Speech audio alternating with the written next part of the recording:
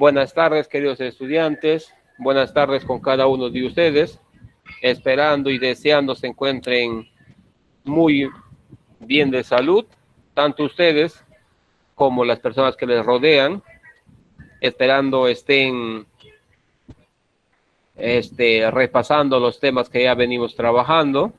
Espero ustedes vayan reforzando sus conocimientos, de repente indagando otras fuentes, indagando de repente otros textos, otros libros, para que de esa manera vayan enriqueciendo el conocimiento que nosotros les vamos impartiendo, ¿ya, jóvenes? Muy bien, en esta semana número 8, en el curso de Historia, vamos a hablar sobre la emancipación o independencia del Perú, ¿ya? Este proceso emancipador del Perú, se dio por algunos factores, y eso es justamente los que vamos a ver, algunos factores externos que van a favorecer a dicha independencia. También vamos a ir viendo las rebeliones indígenas que se dieron en el siglo XVIII, algunos precursores que son fundamental porque van a cambiar ese chip, ya que en los indígenas. Vamos a ir viendo también las corrientes libertadoras del sur y la corriente libertadora del norte. Ya son las dos corrientes que vamos a ir viendo en este presente tema. Y vamos a dar inicio a la actividad con el primer punto, que es factores externos. Estos factores externos, como ya les mencioné, van a ser aquellos que favorecen a la independencia del Perú, a la emancipación del Perú, ¿ya? Y como primer factor externo tenemos la independencia de las 13 colonias, ¿ya? De las 13 colonias norteamericanas. Y aquí de repente muchos de ustedes me van a decir, profesor, ¿pero eso qué tiene que ver con la emancipación del Perú? Jóvenes, tiene mucho que ver. Primero, por la coyuntura que se vivió en ese entonces, y la segunda, por la cercanía geográfica que existe, ¿ya? Vamos a tener que un pueblo americano logra expulsar a una corona europea, es decir, logra expulsar a Inglaterra, ¿ya? Entonces, miren la coyuntura que pasa aquí. El pueblo americano que logra expulsar esa corona europea va a influenciar directamente en sí, no vienen, ¿no? Sino que aquí el pensamiento de nosotros va cambiando y decimos, si allá se pudo, ¿por qué nosotros acá no podemos hacer lo mismo?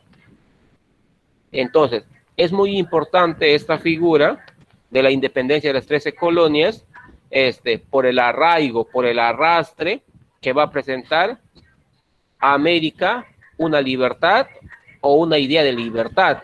Entonces, eso fue uno de los factores, ¿ya? La independencia de las 13 colonias.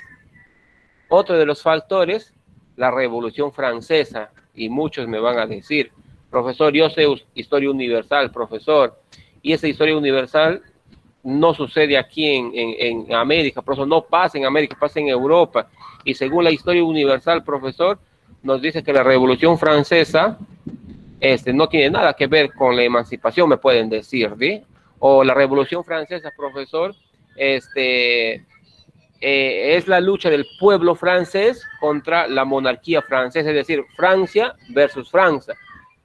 Entonces me van a decir, profesor, eso es la Revolución Francesa. Lógico, la Revolución Francesa es eso, tienen toda la razón, ya tienen mucha razón, pero en sí no es el hecho de que se dé esa Revolución Francesa. El hecho ocurre el día 26 de agosto del año de 1789. ¿Qué pasa ese día? Ese día se da la Declaración de los Derechos del Hombre y del Ciudadano.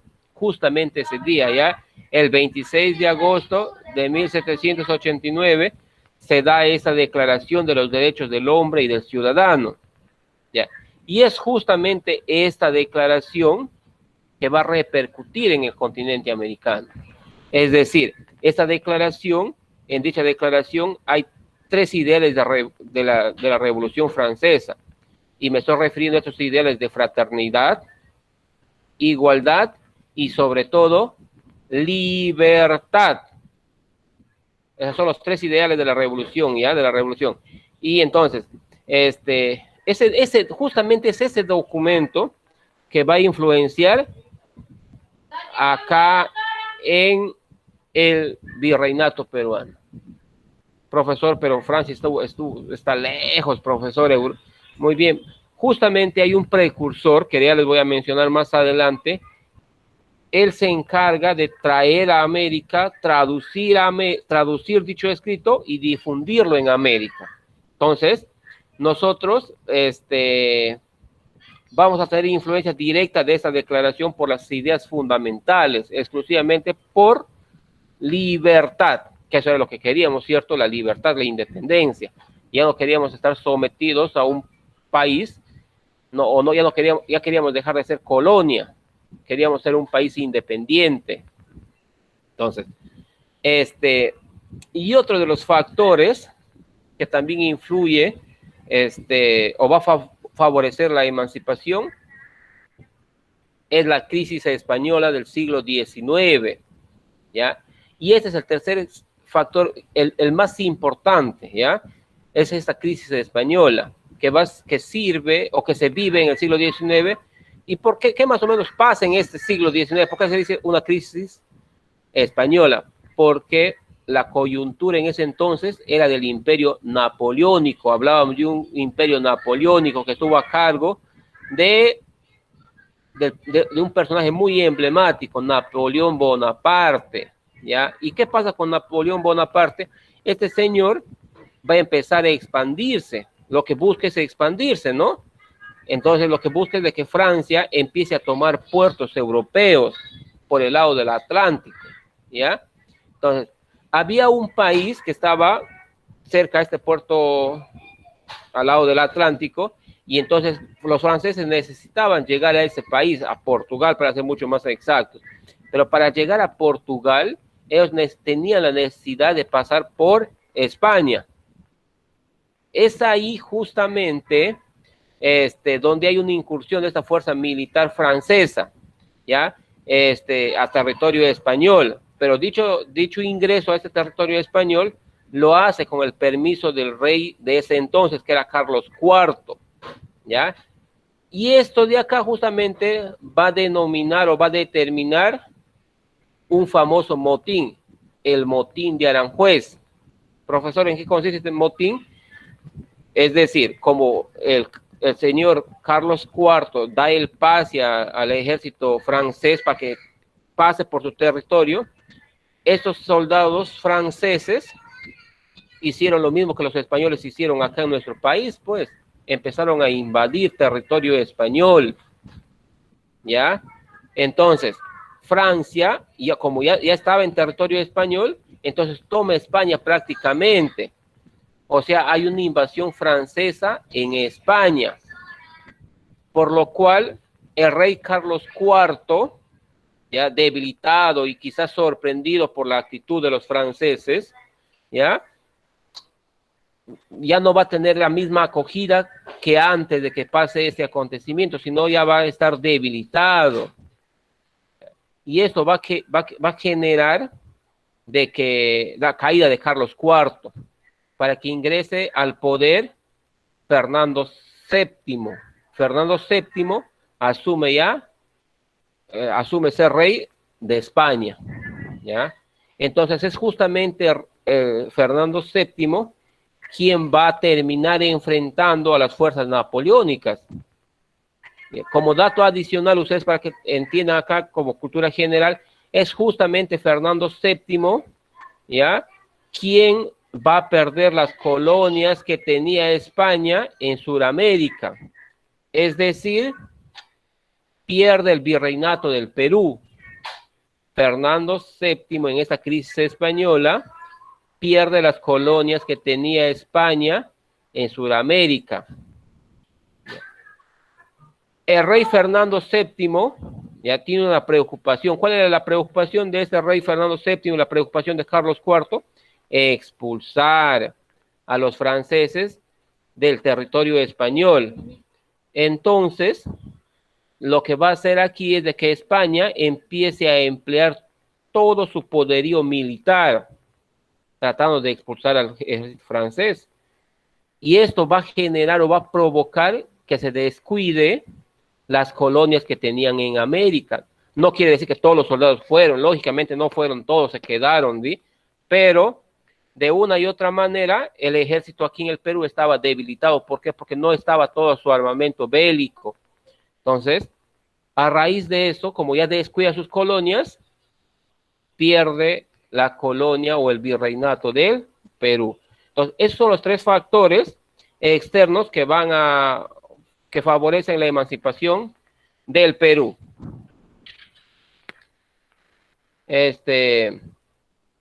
Seguidamente,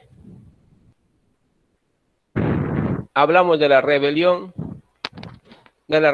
indígenas del siglo XVIII. Ya las rebeliones del siglo XVIII. Y aquí vamos a mencionar a dos personajes muy importantes. Juan Santos Atahualpa y el señor José Gabriel Condorcanqui, más conocido como Túpac Amaru II. ¿Ya? Juan Santos Atahualpa empieza a rebelarse. ¿Ya? Esta rebelión va a empezar por la zona del Gran Pajonal, ¿ya? Y este señor en su rebelión tenía cuatro ideales fundamentales, ¿ya? La primera era la unión entre los nativos, segundo era el rechazo a las haciendas, el tercer ideal fundamental era la lucha contra España, y el cuarto ideal, cercanía con la clase negra y la clase social, ¿ya? Que estaba en contra de los blancos. Esos son los cuatro ideales de la rebelión de Juan Santos Atahualpa. Juan Santos Atahualpa se empieza a rebelar cuando gobernaba el Perú el virrey Antonio de Manso y Velasco, ya más conocido como el conde de Superunda, ¿ya? Superunda. ¿Hasta aquí estamos claros, jóvenes? Sí, profesor. Continúe. Muy bien, listo. Sin embargo, dicha rebelión, ya dicha insurrección que se origina en el Gran Pajonal, en la selva central del Perú, va a terminar fracasando, ¿ya? Va a terminar fracasando, ¿por qué? Porque Santos Atahualpa desaparece misteriosamente. ¿Por qué desapareció, profesor? ¿Cómo desapareció? La interrogante que muchos de repente se puedan hacer, ¿no? Jóvenes, hay muchas versiones, pero son dos las que más se comentan. La primera es de que Juan Santos Atahualpa fue por el bosque, por la naturaleza, y la misma naturaleza es la que la absorbe, es decir, fue por caminos complicados, inhóspitos, y va a terminar desapareciendo. La naturaleza misma desaparece, de repente no se le había podido pasar algo, ¿cierto? Desaparece. La otra versión que más se comenta es de que se dio una conspiración, ¿ya? Hablan más o menos en una situación en la cual él fue atrapado, y ultimado, es decir, desaparecido. Al final se entiende de que esta rebelión de Juan Santos Atahualpa va a ser un fracaso, porque no nos olvidemos que en ese entonces hablábamos del caudillismo. ¿Qué era el caudillismo? En que para que una rebelión prospere, tenía que haber un caudillo, un jefe. Sin ese caudillo, sin ese jefe, las demás personas simplemente no hacían absolutamente nada. Entonces, continuando, vamos a hablar de este personaje muy conocido, José Gabriel Condorcanqui, más conocido como Túpac Amaru II, es descendiente del último Inca de Vilcabamba, hijo de Manco Inca, ¿ya? Este personaje, cuando él se rebela, gobernaba el virreinato del Perú el señor Agustín de Jáuregui, pero sin embargo, la semana pasada ya les había comentado que no es Jáuregui ya quien manda a matar a Túpac Amaru II, sino justamente en el gobierno de Jáuregui llega un visitador, ¿ya? y el visitador era, era el señor Antonio de Areche, ya él era el visitador que llega en el gobierno de Agustín de Jáuregui.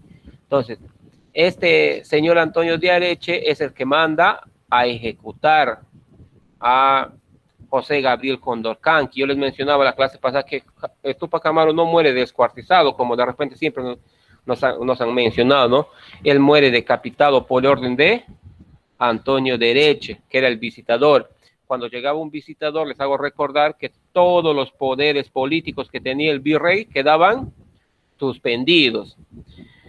José Gabriel Condorcanqui exigía la creación de la audiencia del Cusco. Otro de lo que él exigía era la eliminación de los corregimientos por el cobro excesivo que hacían o por los cobros excesivos de los impuestos que tenía que pagar. Y de repente existieron otras muchas más exigencias. Y estas exigencias él logra, ¿ya? Él logra muchos cambios. Lastimosamente, esos cambios que él logra no los logra en vida, ¿ya? Sino que su rebelión tiene como consecuencia estos cambios políticos y administrativos en el virreinato. Se logra cuando él ya ha sido decapitado. Si hablamos de José Gabriel Condorcanqui, no podemos dejar de hablar de su esposa, que era un bastión total. Estuvo con él palmo a palmo en todo lo que fue este proceso de rebeldía, este proceso de insurrección. Y me estoy refiriendo a la señora Micaela Bastidas, ¿no? Estuvo siempre al lado de su esposo en los buenos y en los malos momentos, ¿no? Profesor, me van a decir muchos de ustedes, yo también quiero una esposa así, profesor, que esté conmigo en las buenas y en las malas. Digo, las chicas me van a decir, profesor, también quiero un esposo así, profesor, ¿no? Entonces, eso hizo Micaela Bastidas. Si hablamos de José Gabriel Condorcanqui, no podemos dejar de mencionar a esta señora Micaela Bastidas, ¿ya? Que fue un personaje muy importante, ¿ya? Y dentro de este contexto de la rebelión indígena del siglo XVIII. Por algunos autores, la rebelión de Túpac Amaru II es mencionada como la más grande rebelión, ¿ya? Que se haya presentado en tierras americanas contra una colonia, ¿no? Y la pregunta dirá, profesor, entonces quiere decir que si me estás mencionando de que fue una de las más grandes rebeliones que se haya presentado en tierras americanas contra una colonia, me estás diciendo que fue mucho más importante que la rebelión de las 13 colonias. Muchos dicen que sí, ¿ya? Muchos dicen que sí, y me van a decir, profesor, los colonos vencieron a los ingleses, mientras Túpac Amaru perdió. Tienes toda la razón, Túpac Amaru pierde, pero pierde, ¿sabes por qué? Él va a perder porque todavía había una idea que estaba en el pensamiento indígena, ¿ya? Estaba en el pensamiento indígena, en la cual decía que era imposible esta independencia, ya, que era imposible, o sea, había eso. Entonces, y es por eso que José Gabriel Condorcanqui pierde, porque muchos, es cuando tú vas a jugar un partido de fútbol o vas a hacer algo y vas con este pensamiento negativo de que te va a ir mal, vas a perder, te van a desaprobar, lógico, ¿no? Te va a ir mal. Entonces, eso era el pensamiento de las personas que no creían que el Perú podía independizarse. Entonces, por eso, jóvenes, es muy importante, ¿ya?, la presencia y ejecución en el momento emancipador de los denominados precursores de la independencia, porque van a ser justamente estos personajes que van a motivar, van a cambiar ese cliché, ese chip que tenían los indígenas de que no se podía. Entonces, estos precursores van a ser aquellos que van a apoyar a esta independencia, a esta emancipación. Dentro de esos precursores, estoy hablando de dos tipos de precursores: precursores separatistas y precursores reformistas. Los separatistas eran aquellos precursores que no querían saber absolutamente nada de España. O sea, ellos querían América para los americanos y cortar todo tipo de relación con España, mientras que los precursores reformistas, ¿ya? Ellos sí querían seguir manteniendo la relación con España bajo determinados cambios que obviamente deberían favorecer a los criollos indígenas, ¿ya? Ellos querían seguir manteniendo la relación con España, pero bajo ciertos cambios. De los dos precursores, el que tuvo mayor cantidad de adeptos, el que tuvo mayor de seguidores, ¿ya?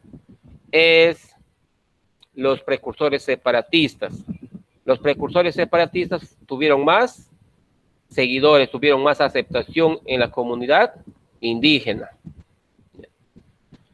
Seguidamente vamos a ir mencionando algunos de esos precursores que se han dado a lo largo de toda la historia, y empiezo hablando por Juan Pablo Vizcardo y Guzmán, considerado el primer precursor ideológico del Perú y América. Juan Pablo Vizcardo y Guzmán es autor de la Carta a los Españoles Americanos, ¿ya? No nos olvidemos que este señor, Juan Pablo Vizcardo y Guzmán, pertenecía a una orden religiosa que fue expulsada del Perú cuando era virrey el señor Amat Juniet. ¿De qué virrey? ¿A qué congregación pertenecía este señor? Jesuita.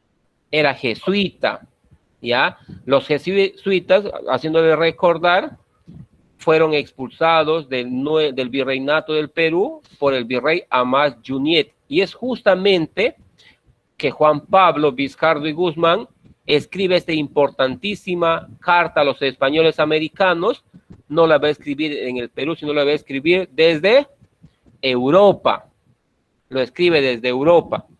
Pero el que se encarga de difundirlo fue el señor Francisco de Miranda. Francisco de Miranda se encarga de publicar dicha carta, ¿ya? Él es el que se encarga de publicar. Por eso que Francisco de Miranda es muy importante dentro de esos de los precursores, porque él va a ser quien se encarga de publicar dicha obra.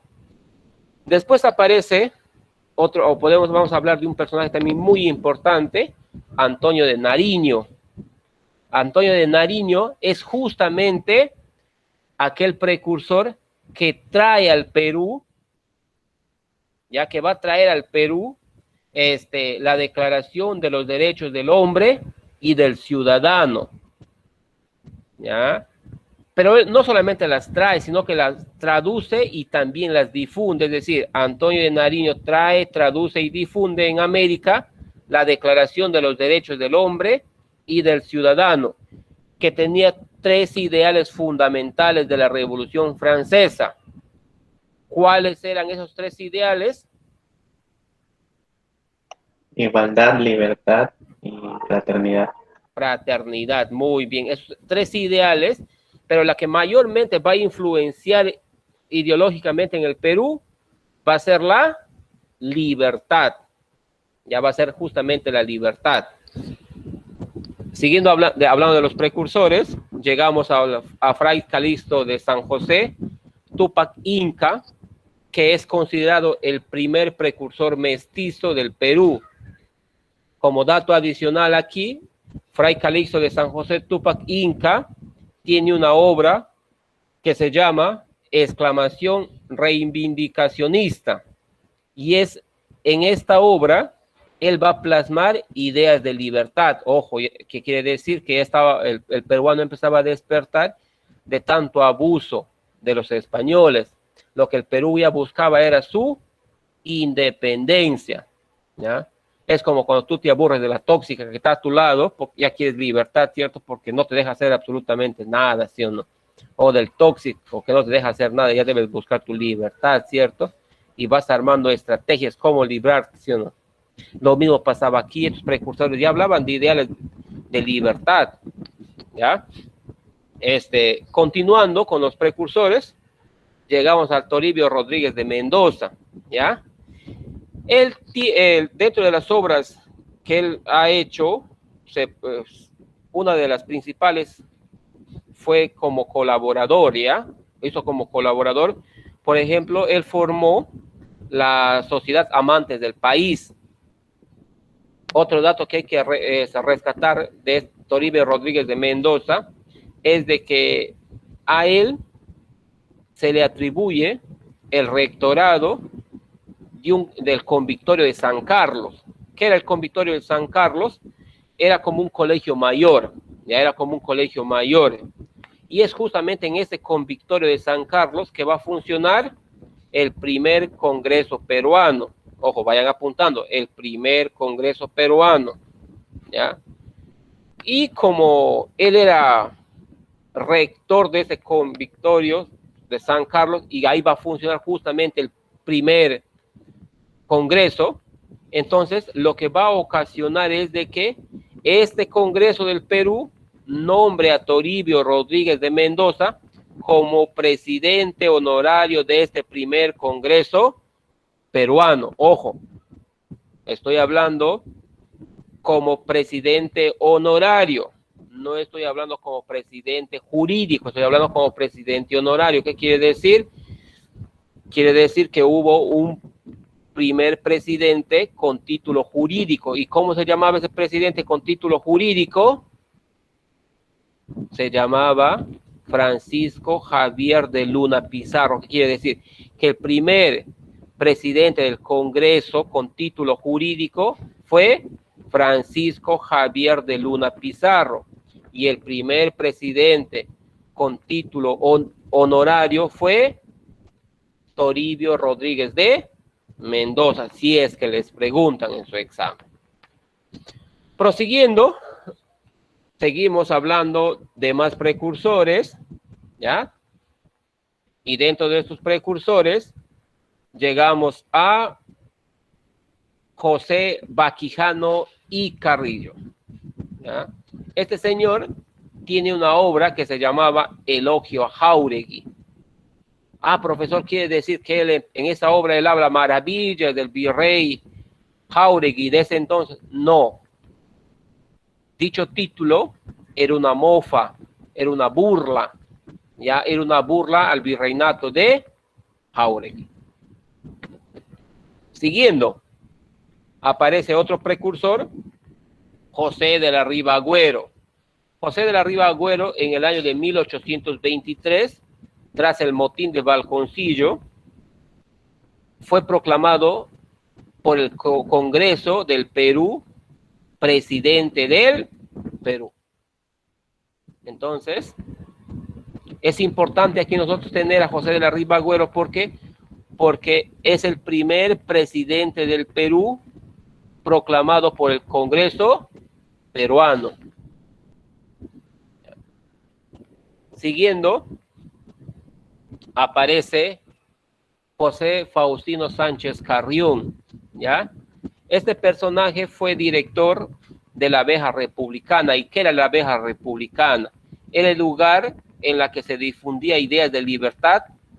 Además, Faustino Carrión firmaba dichos escritos como el solitario de Sayán. Ya, él va a firmar dichos escritos.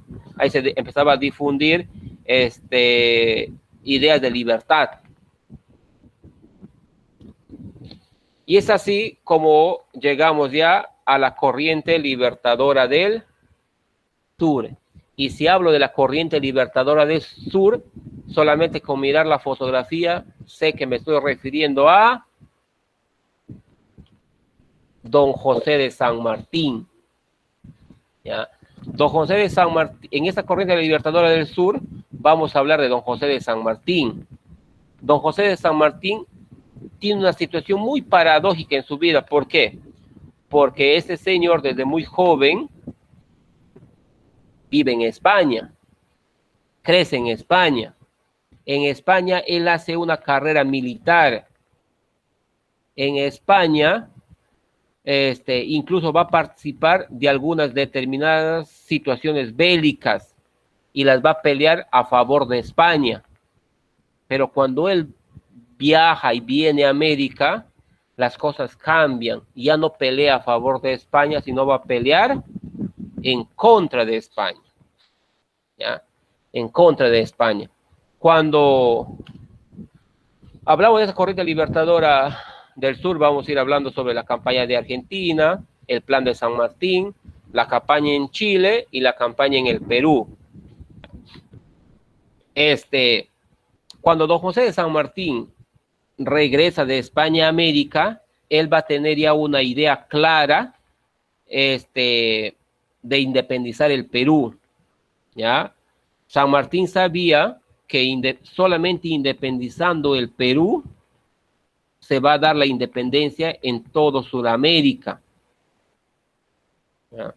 Porque él sabía muy bien que por más que él independice a Argentina, por más que él independice a Chile, no va a lograr independizar a todo América del Sur. Él tenía que independizar al Perú para que recién todo Sudamérica sea independiente, ¿ya?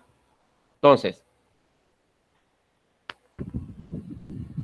cuando hablamos de la campaña de Chile, va a decir de la campaña de Argentina, disculpen, cuando hablamos de la campaña de Argentina, justamente en Mendoza, Argentina, él va a formar una escuadra de granaderos a caballo. Ya va a formar una escuadra de granaderos a caballo, y en la cual él lo que busca es gente que estuviera acostumbrada a la vida en altura. Él busca personas que estuvieran o que resistieran al frío. ¿Por qué, profesor? Porque San Martín, al formar esta escuadra con estas características, él ya tenía un plan estipulado. Es decir, él debería ingresar por los Andes, cruzar todos los Andes, ¿ya? Pasar por los pasos de Uspallata y Los Patos, liberar Chile y por mar liberar el Perú. ¿Qué quiere decir?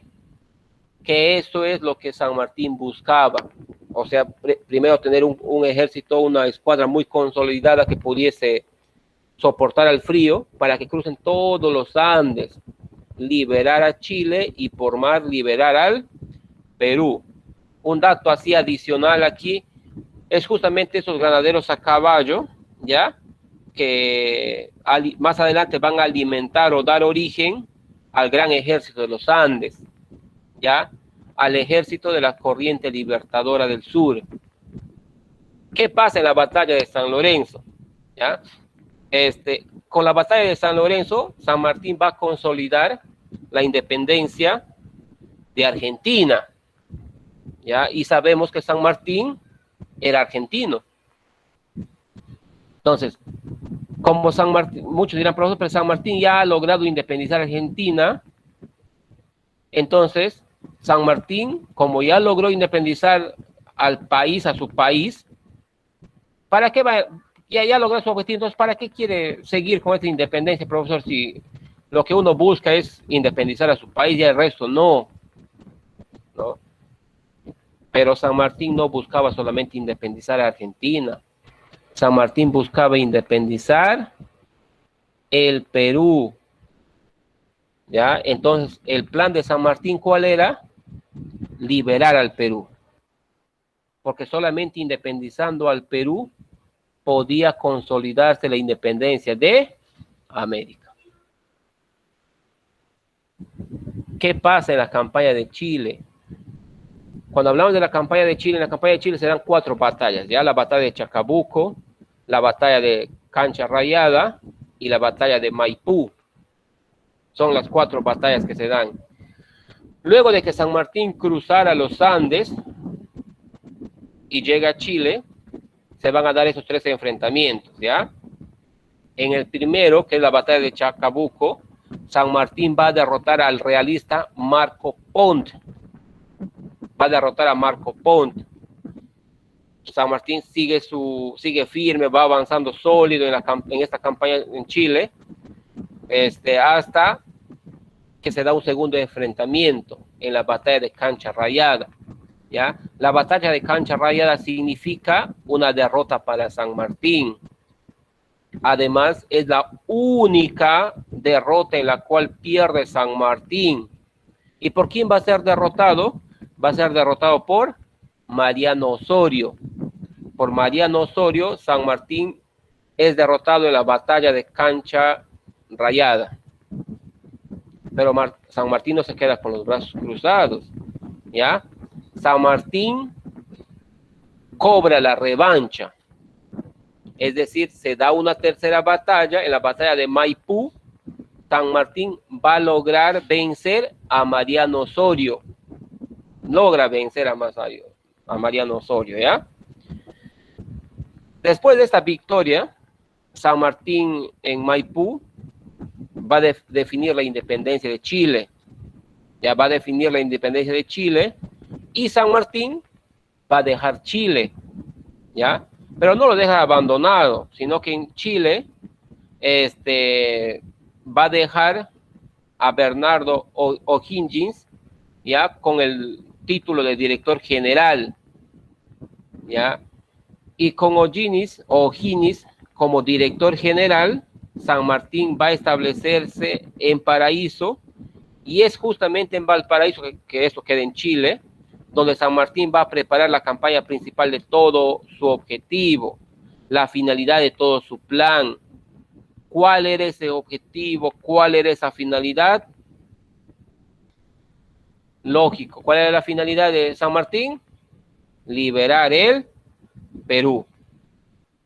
Es así como San Martín, desde Valparaíso, va a enviar una expedición al Perú a cargo del marino inglés Lord Thomas Cochrane. ¿Ya? Lord Thomas Cochrane va a ser quien va a dirigir esta expedición, y esta expedición tenía dos objetivos principales, dos misiones fundamentales. La primera era buscar un lugar estratégico para el desembarque de las fuerzas sanmartinianas y establecer ahí su ejército, lógicamente. Y la segunda, la de difundir ideas de libertad. Esta expedición llega hasta Paita, Piura, ¿ya? Pero cuando están por la zona de Supe, ¿ya? Se va a unir a dicha expedición un líder regional, un líder peruano, un líder de nuestra zona, ¿ya? Entonces, ¿cómo se llama ese soldado que ingresa a formar parte de esta expedición? ¿Alguien de repente me puede decir? Simón Bolívar. Todavía no estamos hablando, no, todavía falta para Simón Bolívar. El soldado que se adhiere a esta expedición es Francisco Vidal. Ya, Francisco Vidal, quien más adelante fue denominado por San Martín el primer soldado de la independencia. ¿Ya? ¿Quién fue el primer soldado de la independencia? Francisco Vidal. Entonces, Tomás Cochrane conversa ya con San Martín y le indica que el lugar es propicio para el desembarque en la zona sur del departamento de Lima, ¿ya? Entonces San Martín, al escuchar eso, él va a partir de Valparaíso el 20 de agosto del año de 1820 y va a llegar a Paracas, Pisco, el 7 de septiembre de 1820. Pero cuando San Martín llega en un horario no adecuado, es decir, a San Martín le coge la noche. Y es por eso que San Martín el día 7 de septiembre no va a desembarcar, sino San Martín lo que hace es pernoctar, va a pernoctar el día 7. Y recién el 8 de septiembre del año de 1820, San Martín, en las primeras horas de la mañana, él desembarca ya en Paracas, va a desembarcar.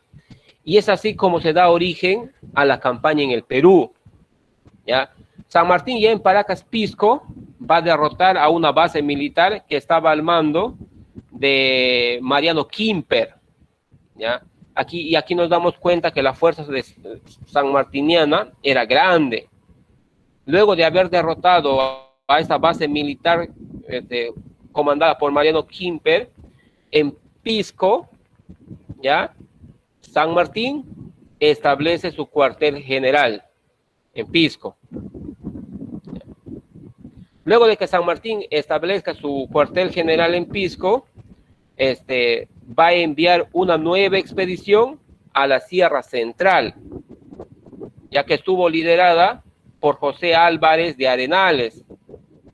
Y este señor José Álvarez de Arenales va a protagonizar una batalla, ya la batalla de Cerro de Pasco, en la cual Álvarez de Arenales va a derrotar al realista Diego Orelli, va a derrotar.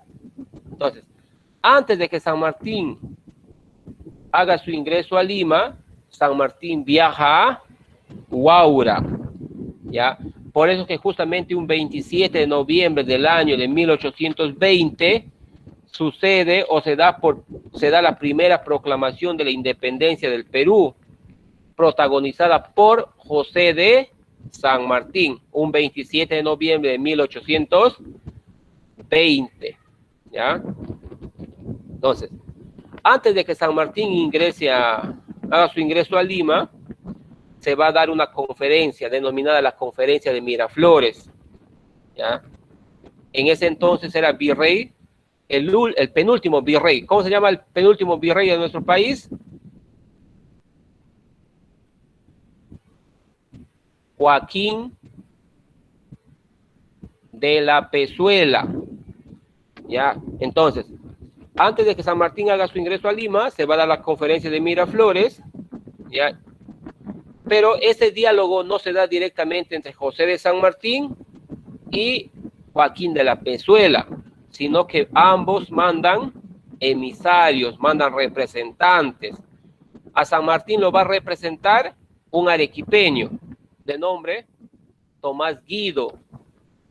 A San Martín lo va a representar otro personaje muy conocido, García del Río. Profesor, ¿quién es García del Río? Profesor, primera vez que escucho ese nombre, me van a decir algunos. García del Río es enviado por San Martín a Europa a buscar un príncipe que quisiera venir a gobernar en nuestro país. Ya justamente al señor García del Río, San Martín le da esa misión: ve a Europa, busca un príncipe y tráelo para que gobierne el Perú.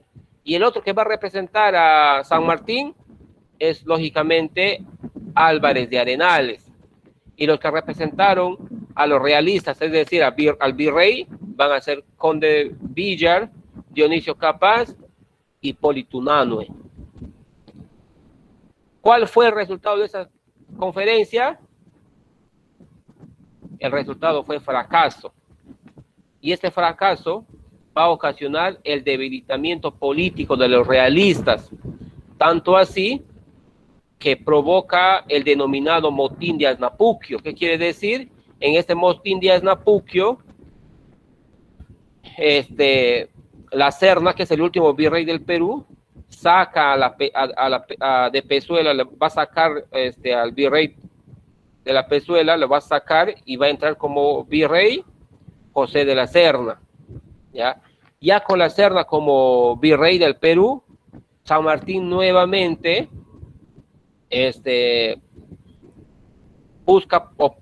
va a pactar una nueva reunión, ¿ya? Va a pactar una nueva reunión, ¿ya? Y esta reunión se da en la hacienda o en la zona de Punchauca, ya en la zona de Punchauca, a 22 kilómetros al norte de Lima. Para dicha reunión sí va a asistir va José de San Martín a esta reunión. El que no va es la Serna. La Serna envía a un representante de nombre Manuel Obreu, ¿ya? Entonces, quizás llegaron a muchos acuerdos, ¿ya? Pero el punto clave, que es el gobierno, quién va a estar al mando, quién tendrá el poder político, lógicamente que ambos aspiraban eso. Tanto San Martín como la Serna querían seguir, la Serna quería estar en el poder y San Martín quería ese poder. Entonces, por tal motivo, la conferencia va a fracasar, ya va a fracasar. Pero en el mismo lugar se produce una segunda conferencia, ya en la hacienda de Punchauca, donde por fin se logra reunir San Martín y la Serna. ¿Y qué piensan que va a pasar? Va a pasar lo mismo que en la primera conferencia. ¿ya? Va a pasar lo mismo porque ambos querían el poder, pues querían el dominio total del territorio del virreinato. Entonces, después de ese segundo fracaso, la Serna va a abandonar Lima, ojo, abandona Lima, no se da por rendido y dice, ya me voy a España, no, abandona Lima, ¿ya? Y él va a abandonar Lima el 6 de julio del año de 1821, ¿ya? Mientras que San Martín, sabiendo ya enterándose de que la Serna había abandonado Lima, San Martín hace su ingreso triunfal un 15 de julio del año de 1821, ¿ya? Y justamente en ese ingreso del 15 de julio de 1821, en un cabildo abierto, San Martín va a declarar la independencia del Perú. Profesor, ¿qué es un cabildo abierto? Es una asamblea oficial. Y como toda asamblea oficial, debe tener un acta. Y esta acta del 15 de julio de 1821 es el acta de la independencia. ¿Y quién va a redactar esta acta? La va a redactar Manuel Pérez de Tudela. Entonces, San Martín, a 13 días después de hacer su ingreso, el 28 de julio de ese año, vamos a tener que San Martín proclama la independencia del Perú con las siguientes palabras, y dice: desde este momento el Perú es libre e independiente por la voluntad general de los pueblos y por la justicia de su causa que Dios defiende. Viva la patria, viva la libertad, viva la independencia. Cuando San Martín proclama eso, el Perú es independiente. ¿Hasta aquí estamos claritos?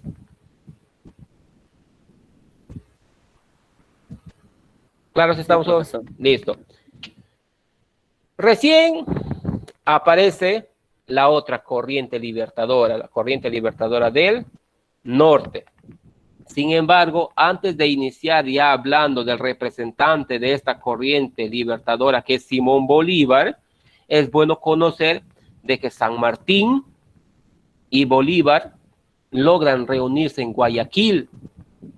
Cuando San Martín llega a Guayaquil, Bolívar lo recibe con el siguiente saludo. Ojo, le dice: bienvenido, señor libertador, a tierras de la Gran Colombia, le dice. Ya. Y no nos olvidemos que Guayaquil queda al norte de nuestro país. Entonces, lo que Bolívar estaba haciendo, estaba independizando esos lugares, estaba independizando Colombia, Ecuador, Venezuela, y los anexaba, y todos llegaban a formar la Gran Colombia. ¿Qué hubiese pasado si Simón Bolívar hubiese independizado el Perú? Nos hubiese unido a la Gran Colombia, ¿ya? Porque Guayaquil pertenecía al virreinato del Perú. Entonces, pero bueno, es así como lo recibe Bolívar a San Martín, ¿ya? ¿Cuáles fueron los temas que San Martín va a conversar con Bolívar? Uno de los temas fue la forma de gobierno que debería instaurarse en el Perú. Recordemos de que San Martín quería una monarquía constitucional. ¿Qué quiere decir? De que debería haber un rey, pero este rey debería gobernar bajo un sistema constitucional. Prácticamente el mismo gobierno que el de España. Eso es lo que quería San Martín, de que en el Perú se dé una monarquía constitucional, ¿ya? Y eso va y le plantea a Bolívar. Y Bolívar muy frescamente le dice: no, el Perú no va a tener una monarquía constitucional.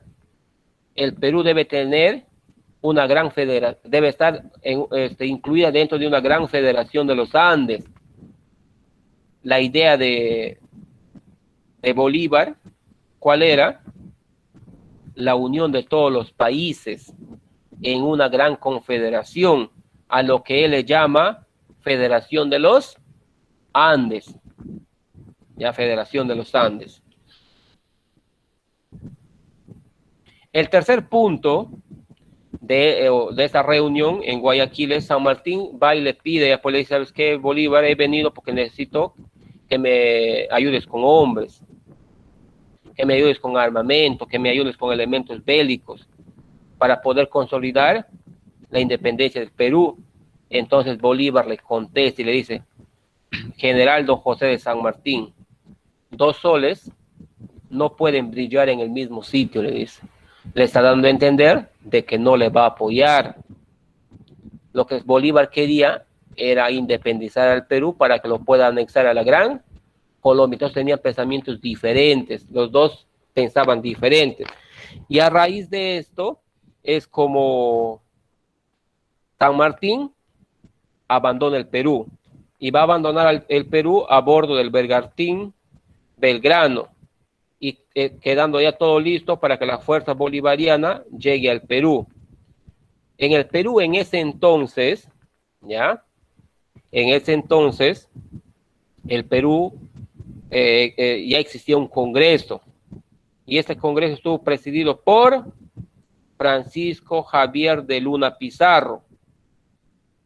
En 1823 ya era presidente del Perú José de la Riva Agüero, ¿ya? Había llegado al poder tras el motín de Balconcillos. Sin embargo, en el Perú se estaba dando una serie de situaciones, ¿ya? Estaba dando una serie de situaciones. ¿Cómo así, profesor? El Perú, no nos olvidemos que los realistas, es decir, la Serna no huye del país, sino simplemente se sale de Lima, y lo que Serna estaba haciendo, estaba armando una rebelión, ¿ya? En la serranía peruana. Y justamente va a llegar a Lima un realista llamado Rodil, ¿ya? Rodil retoma Lima y toma Lima, obligando así al Congreso peruano a sesionar fuera de Lima. ¿Y dónde sesionan, profesor? Van a sesionar en un lugar muy conocido cuando ustedes van a Lima y van al Callao, en la Real Felipe.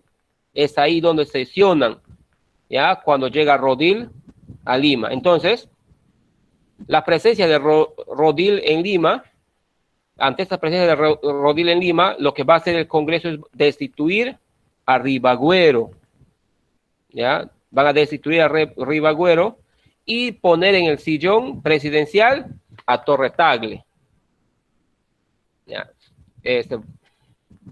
A Torre Tagle. Entonces, Ribagüero no acepta la destitución, y lo que Ribagüero, ¿qué va a hacer? Va a formar un gobierno paralelo en la ciudad de Trujillo. En conclusión, profesor, ¿qué es lo que nos quieres dar a entender? Que en el año de 1823, el Perú tenía 2 presidentes, un presidente en Trujillo y otro presidente en Lima. En Lima, Torre Tagle, y en Trujillo, Ribagüero, ¿ya? Al ver esta coyuntura de lo que pasaba en el país, el Congreso decide invitar a Bolívar, y Bolívar llega a Lima, ¿ya? A bordo del Bergantín Chimborazo, el 1 de septiembre de 1823. Y van al puerto del Callao, lógicamente, el presidente del Perú y el presidente del Congreso, es decir, Torre Tagle y Francisco Javier de Luna Pizarro. Ellos van a recibir a Bolívar. Cuando Bolívar llega, ¿ya? Cuando Bolívar llega al Perú, él se entera de toda la situación, se entera de que el Perú estaba en crisis y tenía 2 presidentes. Se entera de que el Perú tenía 2 presidentes, por ende, el Perú estaba quebrado, estaba separado, estaba dividido. Entonces, no nos olvidemos que la idea de Bolívar, ¿cuál era? ¿Cuál era la idea de Bolívar? Crear una gran confederación. Crear una gran confederación, o en términos para que me entiendan mucho mejor, la unión de todos los países. Pero esta crisis política en el Perú no permitía, o sea, ¿qué quiere decir? Que los planes de Bolívar ante esa división que existía en el país no ayudaban en nada al planteamiento de Bolívar. ¿Ya? No van a, entonces la crisis política era eso. Había, el Perú estaba en un proceso crítico, ¿ya? Entonces, Bolívar ya enterado de la situación, ¿qué es lo que hace? Va en contra de Ribagüero a Trujillo y también va en contra de Torre Tagle. Profesor, pero ¿por qué Torre Tagle? Si el que era el gobierno usurpador aquí era Ribagüero, no era Torre Tagle. Porque no te vayas a olvidar que estos planes federativos de Bolívar ya eran conocidos en el Perú y el Perú no quiere ese plan federativo, es decir, Perú no quería la unión de los países, no quería pertenecer a la Gran Colombia. Entonces él tiene que destituir a los dos presidentes, pues al presidente Trujillo y al presidente de Lima. Entonces, una vez ya Bolívar haber alcanzado o haber logrado, que él decía, destituir a esos dos presidentes, lógicamente, de que ya no había quien le haga frente a Bolívar. Y es por eso que justamente el Congreso le va a dar el título de dictador supremo del Perú. ¿Ya? ¿Qué quiere decir? De que Bolívar tenía todos los poderes políticos en el Perú. Ya con todos los poderes políticos en el Perú, se va a preparar la campaña final. ¿Ya? Y esta campaña final consiste en dos batallas, ¿ya? La batalla de Junín y la batalla de Ayacucho. La batalla de Junín se desarrolla el 6 de octubre del año de el 6 de agosto, disculpen, el 6 de agosto del año de 1824, ¿ya? Y esta batalla también se le conoce como la batalla de los sables, la batalla de las caballerías o la batalla sin humo. La batalla sin humo, ¿por qué? Porque no se empleó armas de fuego. Ya se empleó solamente sables. ¿Ya? Entonces, esta batalla del 6 de agosto de 1824 es una batalla muy significativa. ¿Por qué? O muy emblemática, porque se va a dar un golpe letal a los realistas. Dicha batalla duró poco menos de una hora. El personaje que aquí sale a relucir, el nombre de un personaje aquí es del mayor Andrés de Errázuriz. ¿Por qué, profesor? Porque este señor va a desobedecer una orden de la mar. Y ante la desobediencia de esta orden, la orden ¿cuál era? La de retirada.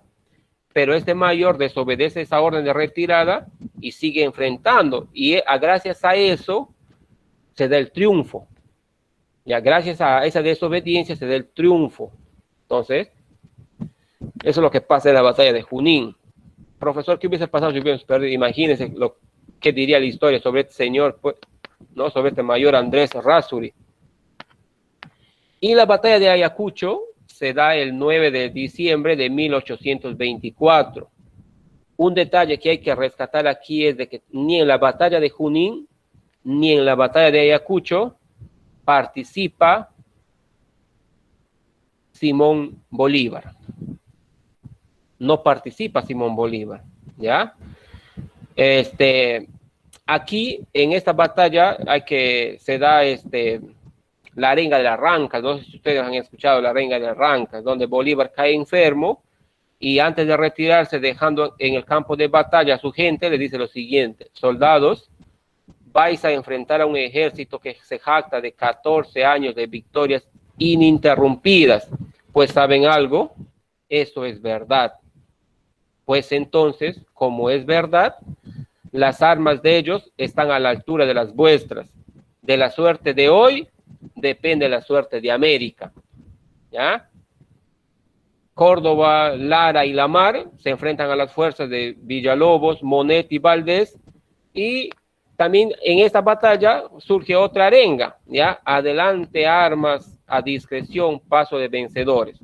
Y es así como justamente en la batalla de Ayacucho, justamente en ese mismo día y en ese mismo lugar, se firma la capitulación de Ayacucho. Por el Perú la firma Antonio José de Sucre y por los realistas la va a firmar José de Canterac. El punto clave es de que España reconoce la independencia del Perú, además el Perú se compromete a pagar la denominada deuda de la independencia, aunque esto no fue claro y ejecutado, porque no nos olvidemos que más adelante se va a dar la batalla o la guerra contra España. Jóvenes. Muy bien, jóvenes.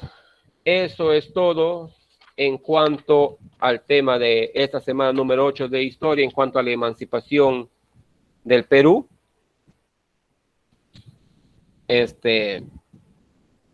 Espero haya podido saciar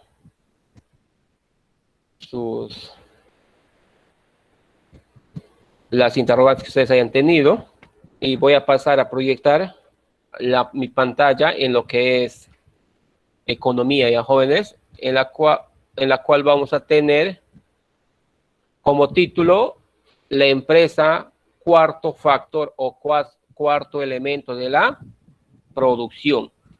En dicho tema vamos a ir hablando en cuanto a los contenidos, una definición, unas características, una clasificación y la empresa y la constitución. Déjeme un ratito, quiero aceptar a un...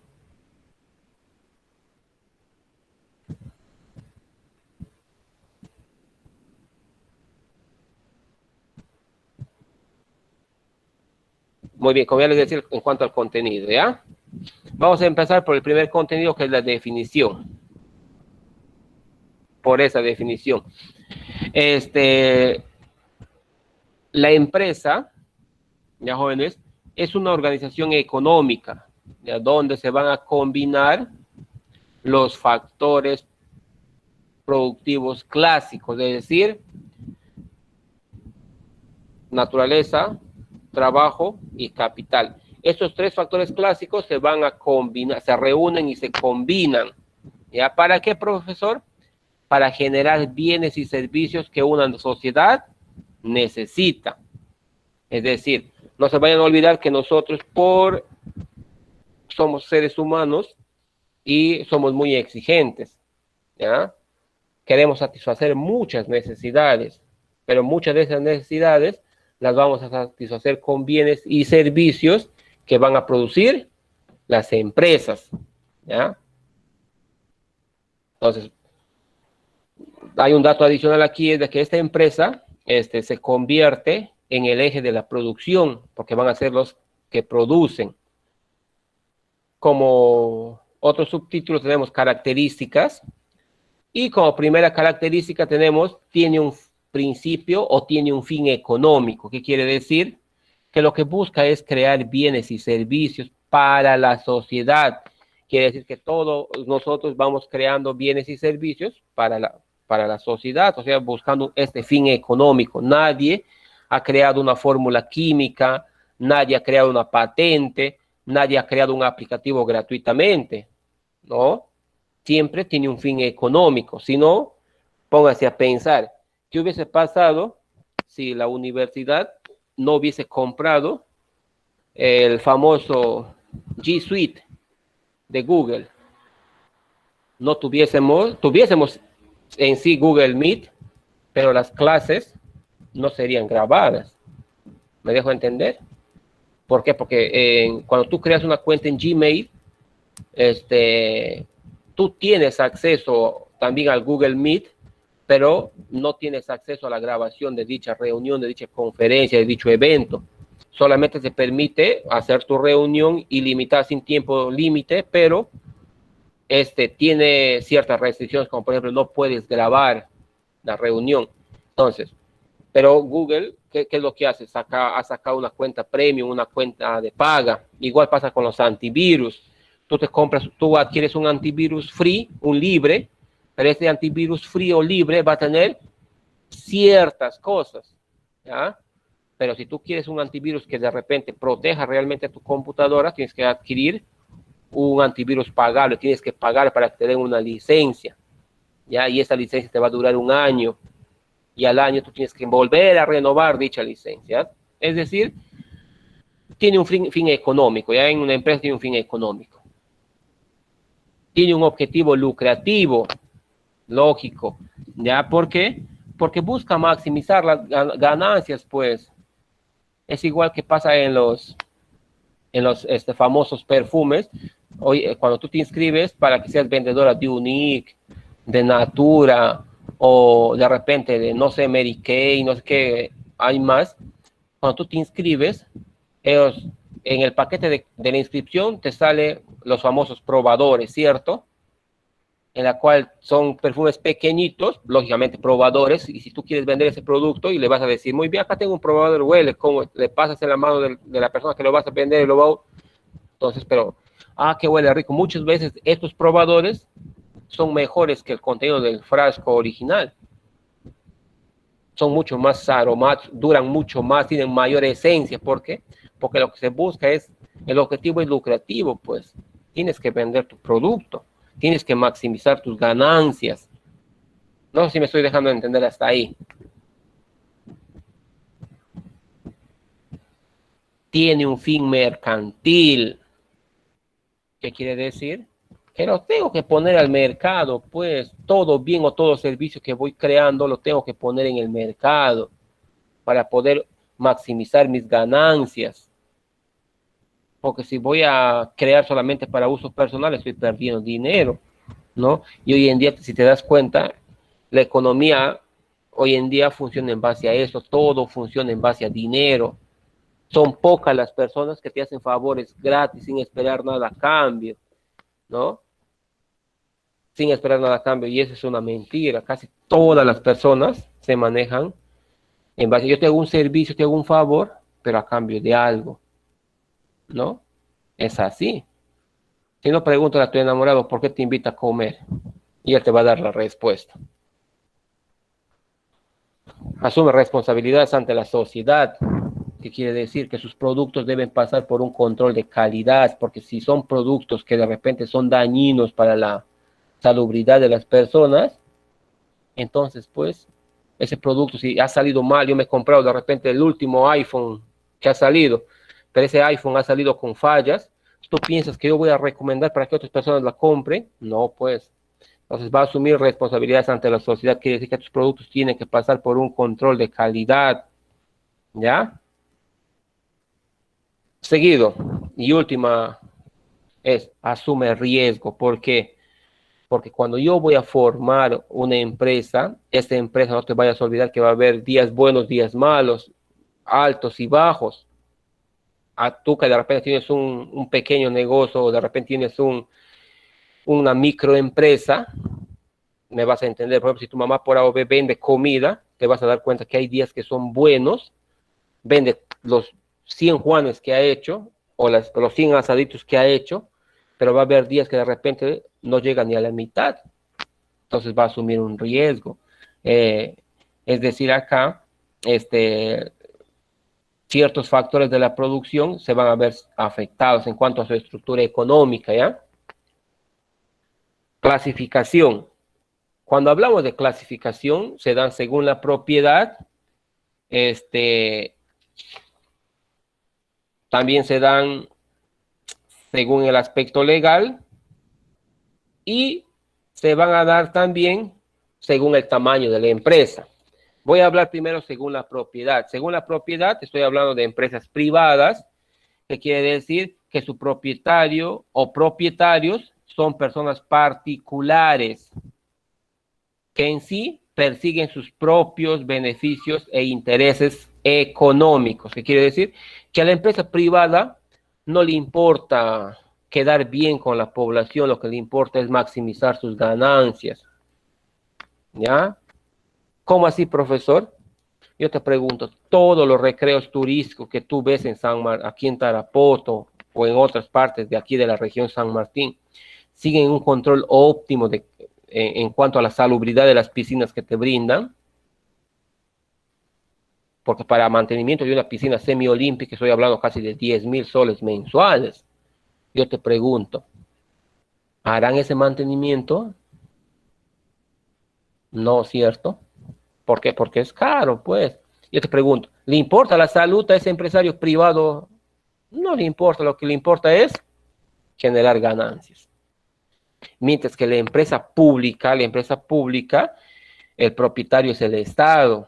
Es el Estado quien va a tener el control y la orientación de la empresa. Profesor, pero toda empresa pública nos brinda mal servicio, profesor. Puede que tengas razón. Puede que tengas mucha razón.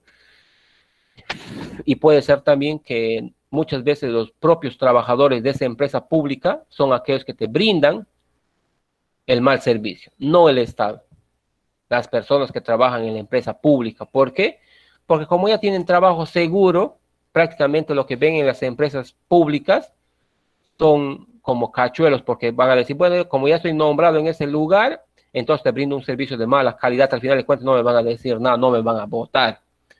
Pero mientras que si yo trabajo en una empresa privada, tengo que dar lo mejor de mí, porque en esa empresa privada estoy en evaluación constante, y si no hago bien mi trabajo, para el otro semestre ya no me contratan.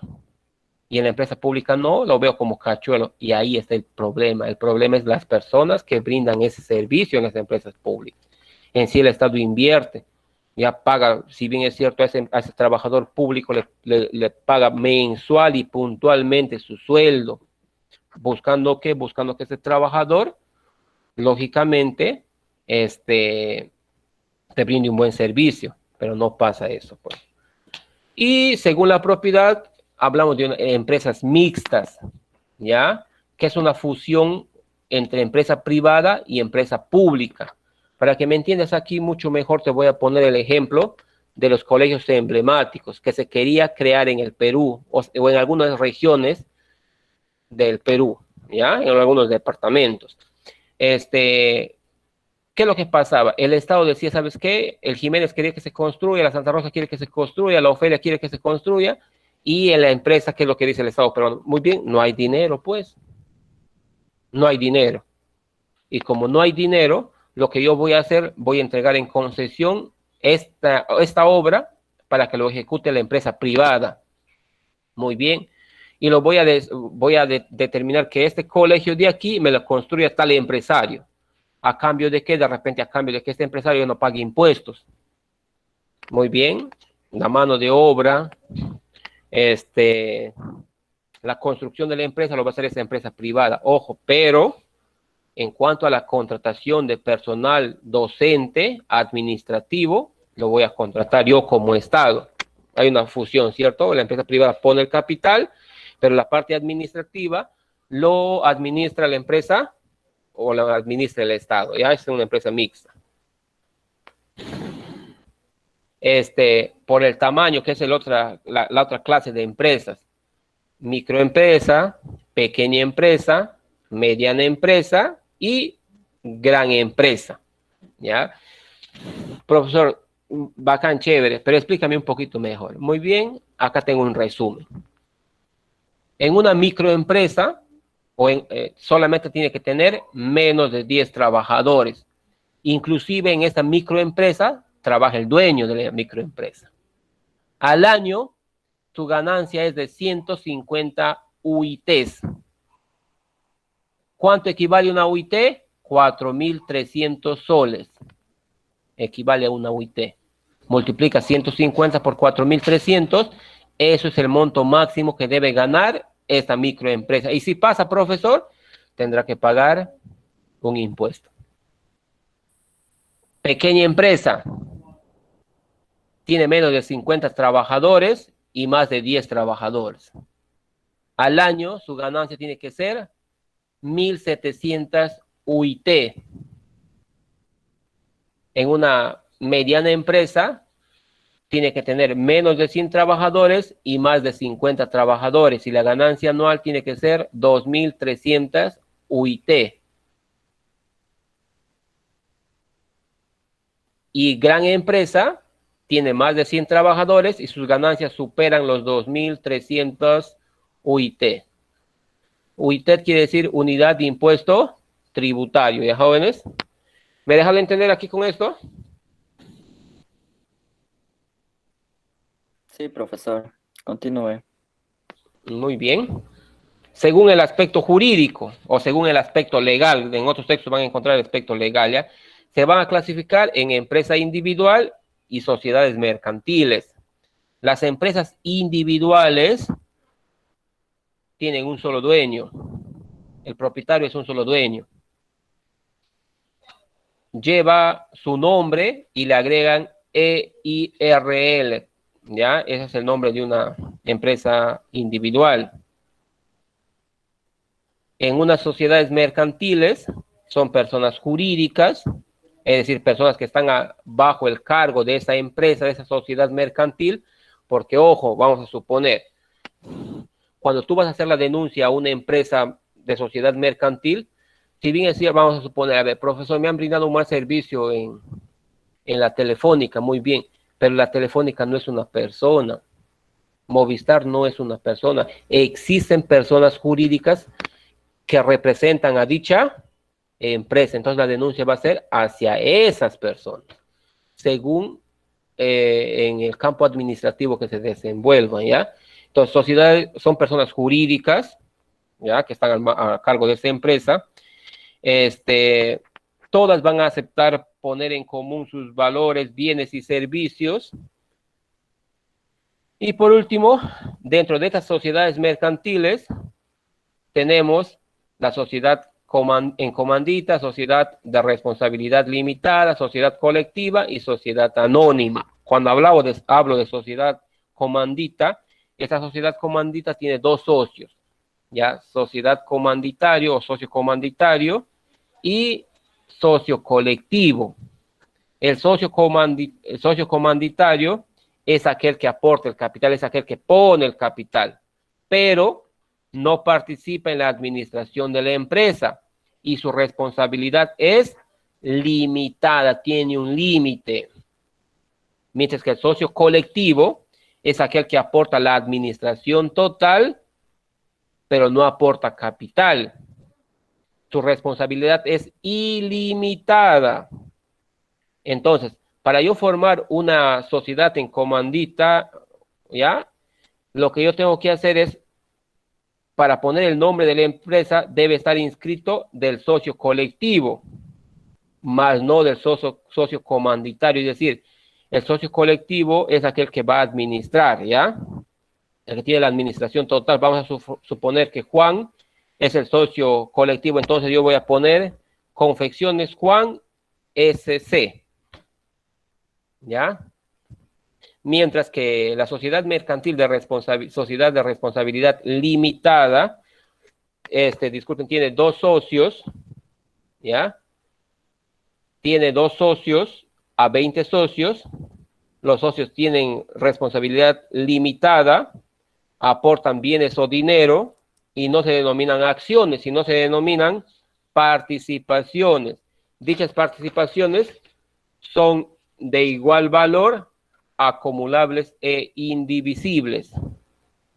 Las participaciones no son de libre transitabilidad y en esta sociedad de responsabilidad limitada no hay un directorio. Las decisiones se toman a cargo de todos los socios, entran a un debate y toman una decisión. En cuanto a la sociedad colectiva, tiene dos a más socios, se caracteriza porque sus socios son conocidos, es decir, son amigos o familiares. Cada socio aporta un determinado capital y en la parte de la administración comparten el trabajo en esa sociedad colectiva, ya van a compartir el trabajo. La razón social de la empresa debe estar con el nombre de todos o alguno de los socios y llevar SC. Vamos a suponer que 4 socios tengan aquí los socios de la conquista, ¿ya? Diego de Almagro, Hernando de Luque, Francisco Pizarro, ¿ya? Vamos a suponer que ellos 3 forman una empresa. Si estoy hablando de una sociedad colectiva, entonces estoy hablando de repente Embarcaciones, Pizarro y Luque. Tiene que tener el nombre de los socios, ¿ya? Sociedad anónima ya es una empresa conformada por 2 o más socios, es una sociedad de capitales, es decir, Los socios aportan recursos, aportan dinero, a mayor aporte, mayor poder adquisitivo. Es decir, ¿quién aporta más? ¿Ya? ¿Quién da más capital? Entonces quiere decir que a él se le va a dar más acciones. Y las ganancias se van a repartir proporcionalmente según las acciones con las que cuenta ese socio. Si ese socio es dueño del 70% de las acciones, quiere decir que la mayor cantidad de ganancias se la va a llevar él. Y en cuanto a formas especiales para organizar una empresa, hablamos de una sociedad anónima cerrada y una sociedad anónima abierta. Las sociedades anónimas cerradas son aquellas sociedades en la cual, como su nombre lo dice, están cerradas, no puede haber el ingreso de otra persona. ¿Ya? Y las siglas conocidas son las famosas SAC. Es como cuando tú creas un grupo de Facebook. Para que tú formes parte de este miembro, tienes que ser admitido por el administrador del grupo. Ya no puedes ingresar libremente. Mientras que una sociedad anónima abierta, la famosa SA, es aquella sociedad en la cual sí ingresan más socios, y esta empresa de sociedad anónima abierta puede tener hasta 750 socios. La incorporación de socios es ilimitada, ¿ya? Por ejemplo, la Unión de Cervecerías Peruanas Bacus y Johnson, ¿ya? Que es una sociedad anónima abierta. Y para ir terminando ya en cuanto a la empresa y la Constitución, en el artículo 60 de la Constitución Política del año de 1993, nos dice que la Constitución, o nos dice que se reconoce el pluralismo económico, que quiere decir que no debe existir monopolio, que el negocio es libre, quiere decir que cualquier persona que tenga solvencia económica y quiera poner un negocio, lo puede hacer, siempre y cuando cumpla con los requisitos. ¿Entendés? Entonces, ¿qué quiere decir? Tú no tienes por qué enfadar si tu vecino ha puesto un negocio parecido al tuyo o igual que el tuyo. El negocio es libre, la Constitución política lo dice. Ya hablamos de un pluralismo económico. Monopolio no está permitido. ¿Por qué, profesor? Porque el monopolismo pues hace daño, jóvenes. Hace daño, ¿por qué? Porque a ti como consumidor no te da la opción de elegir. ¿Cómo así, profesor? No estoy entendiendo. Muy bien, te explico mucho mejor. Antes de que Plaza B a precio 1 llegue al mercado de Tarapoto, ¿a dónde corrías a comprar? Al mercado, profesor. Muy bien. Profesor, a la Inmaculada, profesor. Muy bien. Pero los precios, ¿quién te ponía los precios, jóvenes? El supermercado, ¿cierto? El supermercado, porque yo que compro casi constantemente, voy a comprar leche porque mis hijos consumen mucha leche. Por ejemplo, si yo voy a un supermercado X, la leche por unidad está 4.20, la leche que consumen mis hijos, cada tarro, 4.20. Pero si yo voy a estos supermercados nuevos que han venido a Tarapoto, yo voy a encontrar 10 leches por 35 soles. ¿Qué quiere decir? Que cada tarro me cuesta 3.50. Son 70 céntimos de diferencia en cada tarro de leche. Si yo multiplico 70 céntimos por 10 leches, estoy hablando de 7 soles de ahorro. Si yo compro 30, estoy hablando de 21 soles. Entonces, esa es la ventaja cuando hay pluralismo económico, cuando muchas empresas que venden los mismos productos vienen al mercado. Muy bien, jóvenes, hasta aquí mi participación el día de hoy. Muchísimas gracias.